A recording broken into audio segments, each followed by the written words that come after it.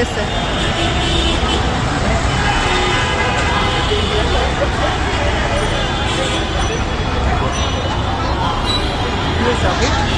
মিরপুরে কমিটি দিচ্ছে, দুই পক্ষ আছে, দুই পক্ষ থেকে আপনি 6 জন করে কমিটি দিবেন। সে এক পক্ষে কমিটি দিচ্ছে, আপনি এক পক্ষে কেন করবেন?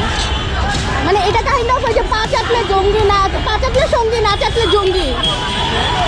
ওরা উপর থেকে আমাদের বলে আসছে যে আমরা মারামারি করবো না, আপনারাও মারামারি করবেন না। আমরা সেভাবে নামছি।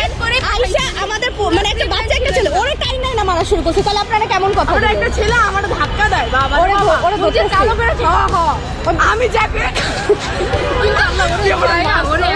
একদম মানে নাই, ও কিছুই করে আর চলতে